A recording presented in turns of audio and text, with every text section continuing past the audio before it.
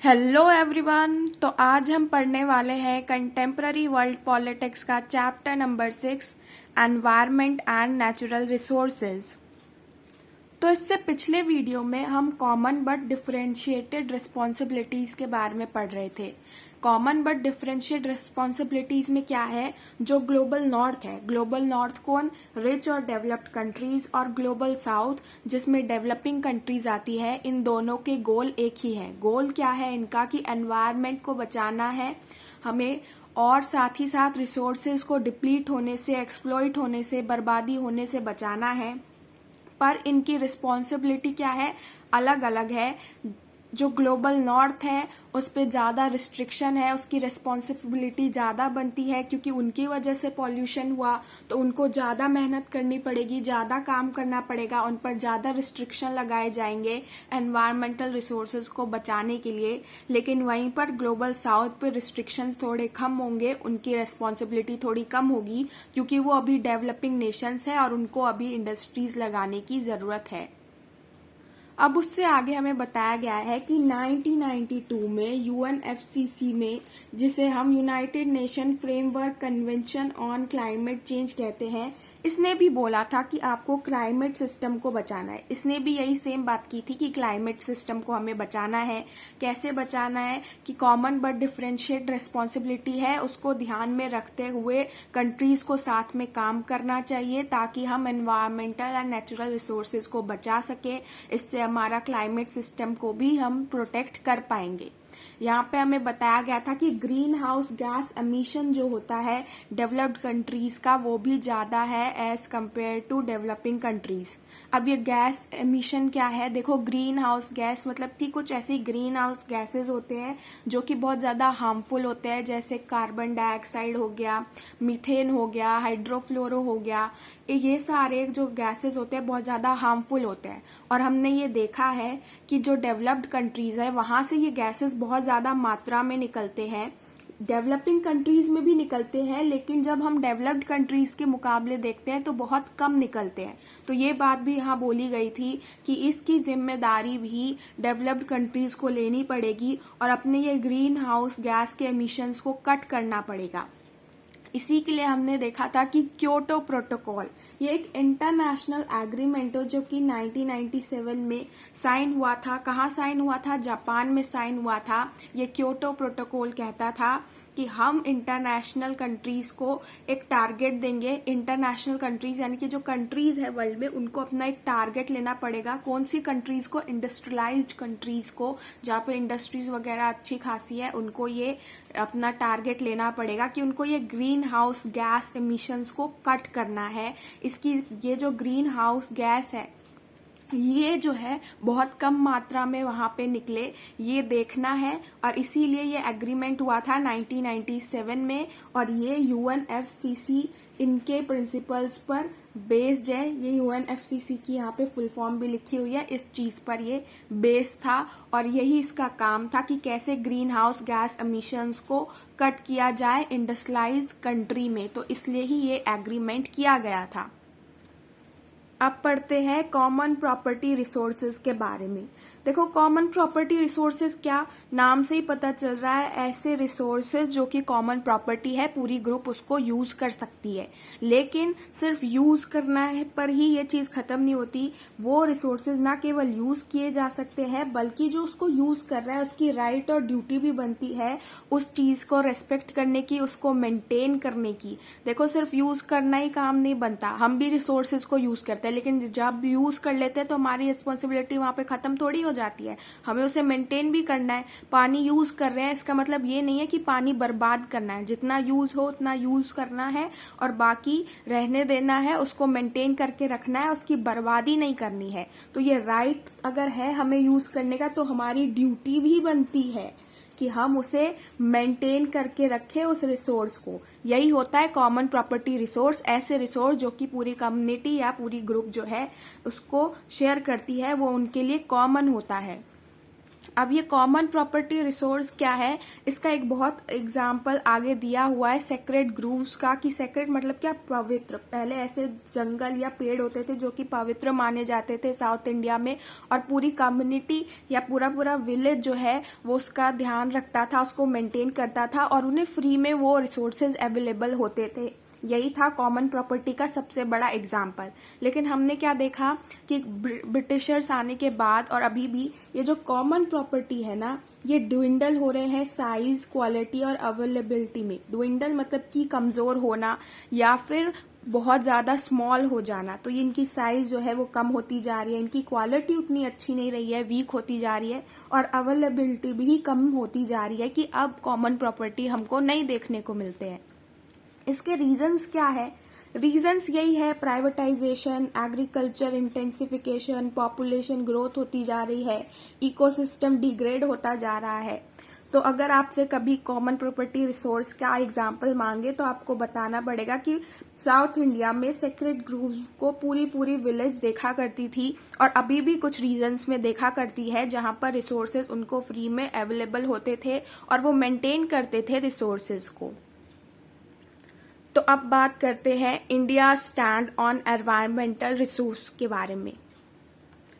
तो क्या environmental issues थे जिस पर इंडिया ने अपने स्टैंड लिए? तो देखो यहाँ पे हमें बताया गया कि क्योटो प्रोटोकॉल जो था 1997 का, इसको इंडिया ने साइन कर लिया था और ऑफिशियली एक्सेप्ट कर लिया था 2002 के अगस्त में। इंडिया ने साइन तो कर लिया था, लेकिन क्योटो प्रोटोकॉल से इंडिया, चाइना ऐसी डेवलपिंग कंट्रीज को हटा दिया गया था, क्योंकि क्योटो प्रोटोकॉल का काम क्या था, जहाँ इंडस्ट्रियलाइज्ड कंट्री है, डेवलप्ड कंट्रीज है, वहां पे अच्छी खासी इंडस्ट्रीज है, वहां पे ग्रीन हाउस गैसेज निकलते हैं। तो इन ग्रीन हाउस गैसेज को क्या करना है, इनके एमिशंस को कट करना है, ज्यादा मात्रा में ना निकले, यही तो करना था। अब जो डेवलपिंग कंट्रीज है वहां पे तो इंडस्ट्रीज लगानी पड़ेगी, और वहां पे पहले से उतनी इंडस्ट्रीज नहीं है, इसलिए क्योटो प्रोटोकॉल से वहां से डेवलपिंग कंट्रीज को हटा दिया गया था। वो रिस्ट्रिक्शंस जो क्योटो प्रोटोकॉल के थे वो सिर्फ डेवलप्ड कंट्रीज के लिए थे, अच्छी खासी इंडस्ट्रियलाइज्ड कंट्रीज के लिए थे। लेकिन क्या होता है, बाद में जो कुछ लोग होते हैं ना, वो इस चीज को क्रिटिसाइज करना शुरू कर देते हैं। क्रिटिक्स कहते हैं कि ये काम जो किया है क्योटो प्रोटोकॉल ने, ये बहुत गलत किया है, डेवलपिंग कंट्रीज को इसमें से नहीं हटाना था। क्यों नहीं हटाना था? इसलिए नहीं हटाना था कि अभी तो आप कह रहे हो कि ये डेवलपिंग कंट्रीज है, यहाँ से इतने ग्रीन हाउस गैस नहीं निकलते, लेकिन बाद में जाकर, कुछ टाइम बाद जाकर ये भी डेवलप्ड बनेंगी, और यहाँ से भी हम देखेंगे कि इतना ही ग्रीन हाउस गैस निकलते हुए दिखेगा जितना कि डेवलप्ड कंट्रीज में से आज दिख रहा है। तो इनको हटाना एक गलती है। लेकिन क्या होता है, G8 मीटिंग होती है बाद में जून 2005 में। यहाँ पे इंडिया अपनी बात उठाता है और इंडिया कहता है कि अगर आपको ये देखना है कि एमिशंस कहाँ पे हो रहा है, तो आपने पहले ही बताया कि डेवलप्ड कंट्रीज में हो रहा है, और डेवलप्ड कंट्रीज में जितना एमिशन हो रहा है उसके मुकाबले में डेवलपिंग कंट्रीज में तो कुछ नहीं हो रहा, बहुत कम हो रहा है, बहुत ही कम। तो ये उनकी रेस्पॉन्सिबिलिटी है कि वो काम करे, रिसोर्सेज को बचाने के लिए काम करे, एनवायरनमेंट के लिए काम करे, क्योंकि उनकी वजह से, उन्होंने जो डेवलपमेंट किया अपने टाइम में, उसकी वजह से आज हमें वहां पर पॉल्यूशन देखने को मिलता है, या हम देखते हैं कि रिसोर्सेज खत्म होते जा रहे हैं। इस सब का कारण यही है कि अपने टाइम में डेवलप्ड कंट्रीज ने बहुत सारा डेवलपमेंट कर लिया, इंडस्ट्रीज लगा ली, और आज वो कह रही है कि सबकी बराबर रिस्पॉन्सिबिलिटी है। तो ये गलत है, या सब पर सेम रिस्ट्रिक्शन लगाने चाहिए, वो भी गलत है, क्योंकि गलती उन्हीं की थी। सबसे पहले डेवलपमेंट किसने किया? डेवलप्ड कंट्रीज ने किया, वही तो इंडस्ट्री लगाए जिस वजह से आज हम देख रहे हैं कि पॉल्यूशन हो रहा है। तो जब उनने ये सब किया तो ये उनकी रेस्पॉन्सिबिलिटी बनती है कि वो अब इस अपनी कमिट की हुई गलतियों को फिर से सुधारे। डेवलपिंग कंट्री से बिल्कुल उम्मीद नहीं करनी चाहिए कि उन पर भी आप सेम रिस्ट्रिक्शन लगा दो जो कि आप डेवलप्ड कंट्रीज पे लगा रहे हो, जबकि आप देख रहे हो कि हमारे यहाँ से ग्रीन हाउस गैस के एमिशंस कितने कम है अगर आप डेवलप्ड कंट्रीज के मुकाबले आप कंपेयर करते हो। तो अब हम इसमें इंडिया ने एक और बात कही थी कि economic and social development are the first and overriding priorities of the developing countries parties. यहाँ पे क्या बोला था, यहाँ पे बोला था इंडिया ने कि इकोनॉमिक और सोशल डेवलपमेंट करना ये तो हमारी सबसे पहली प्रायोरिटी है। हमारी से किसका मतलब है, डेवलपिंग कंट्रीज की। ये हमारे यहाँ पे इकोनॉमिक एंड सोशल डेवलपमेंट होना तो हमारी सबसे पहली प्रायोरिटी है। हमको तो इंडस्ट्रीज लगानी पड़ेगी, तो हम पे सेम रिस्ट्रिक्शंस कैसे लग सकते हैं। ये बात इंडिया ने उठाई थी और आपको पता है कि ये डेवलपिंग कंट्रीज की इस डिमांड को रायो समिट में जो है एक्सेप्ट भी कर लिया गया था। तो इंडिया ने अपनी ये डिमांड उठाई थी और इंडिया ने कहा था कि रिस्ट्रिक्शन बिल्कुल भी नहीं आनी चाहिए और जो डेवलपिंग कंट्रीज है जो सेम रिस्ट्रिक्शन है वो नहीं होने चाहिए, क्योंकि हमें जो है डेवलपमेंट भी करना है। इंडिया ने ये अपनी बात UNFCCC में उठाई थी और कहा था कि हमारे पर रिस्ट्रिक्शन नहीं होने चाहिए वैसे ही जैसे डेवलप्ड कंट्रीज पर है, क्योंकि हमारा जो ग्रीन हाउस गैस एमिशन है वो बहुत कम है, अभी भी हमारा बहुत कम है और ये उम्मीद की जाती है कि 2030 तक भी 1.6 टोन्स ही होगा, जो कि बहुत कम है, जो पूरे वर्ल्ड आधे वर्ल्ड के एवरेज से भी कम है। तो इसलिए हम पर सेम रिस्ट्रिक्शंस नहीं लग सकते। हमने देखा है कि इंडिया ने ग्लोबल एफर्ट्स में भी भाग लिया है, ग्लोबल एफर्ट्स किए हैं ताकि हम जो है अच्छा एनवायरनमेंट बना के रख सके और अपने रिसोर्सेज को बचा सके। कुछ इनिशिएटिव्स के नाम लिए हुए हैं, जैसे कि India's national auto fuel policy. ये क्या प्रोवाइड करता है, क्लीनर फ्यूल्स फॉर व्हीकल्स। यहाँ पे बताया हुआ है एनर्जी कंजर्वेशन एक्ट 2001, ये इम्प्रूव करता है एनर्जी की एफिशिएंसी को। इलेक्ट्रिसिटी एक्ट ऑफ 2003, ये रिन्यूएबल रिसोर्सेज का जो कि रिन्यू किए जा सकते हैं, दोबारा यूज किए जा सकते हैं, ऐसे रिन्यूएबल रिसोर्सेज का यूज करता है, रिन्यूएबल एनर्जी का भी यूज करता है। Adoption of clean coal technologies, India ने तो नेशनल मिशन भी बायोडीजल पे निकाला था जिसमें 11 मिलियन हेक्टेयर्स का यूज किया गया था ताकि 2011-12 में बायोडीजल निकाला जाए। ये लार्जेस्ट रिन्यूएबल एनर्जी प्रोग्राम्स भी इंडिया में हुए हैं, इंडिया के पास हैं। इंडिया ने ऑफिशियली एक्सेप्ट भी किया था पेरिस के क्लाइमेट एग्रीमेंट को ऑन 2 अक्टूबर 2016। ये भी कभी 1 मार्च में पूछ लिया जाता है। अब जो रायो समिट हुआ था उसमें 1997 में यह देखा जाता है कि कितना इम्प्लीमेंटेशन हुआ है, जो चीजें कही गई है तो उसमें इंडिया कुछ चीजें उठाता है। इंडिया कहता है कि फाइनेंशियल रिसोर्सेज जो है डेवलप्ड कंट्रीज को, डेवलपिंग कंट्रीज को प्रोवाइड करने चाहिए, जिससे हम और तेजी से एनवायरनमेंट के लिए काम कर सके।